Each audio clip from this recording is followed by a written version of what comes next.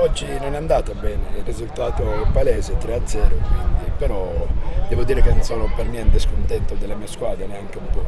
Abbiamo lottato tutta la partita, a tratti abbiamo fatto anche bene, non c'era la sensazione di poter fare gol onestamente, e là peccavamo un po' in tutto. Abbiamo preso gol su grosse ingenuità difensive dovute anche alla giovane età e sicuramente è una squadra che crescerà. Io sono soddisfatto della prestazione onestamente, e non tanto del risultato perché parla chiaro, 3-0 né più né meno.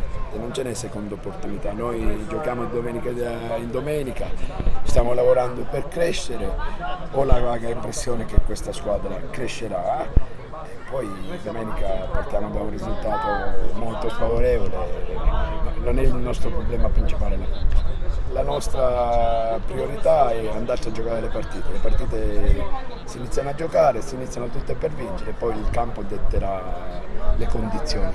Il pronostico lo lascio fare agli altri, ci sono tante squadre ben attrezzate, in tanti hanno la possibilità di farlo, ancora dobbiamo iniziare, mi sembra un po' troppo presto. Una sconfitta che non ci aspettavamo e prendere 3 gol non è difficile da digerire, ma ancora c'è una partita di ritorno e daremo tutto noi stessi la partita di ritorno. Siamo un gruppo nuovo, un gruppo che ancora deve conoscersi, ancora abbiamo tutto il lavoro che abbiamo svolto col mister da smaltire. Mi sto trovando molto bene, devo dire, siamo un gruppo nuovo che ancora deve crescere tanto.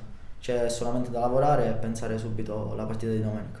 Ovviamente per il campionato daremo tutto noi stessi e lavoreremo ogni giorno per portare al meglio i nostri obiettivi.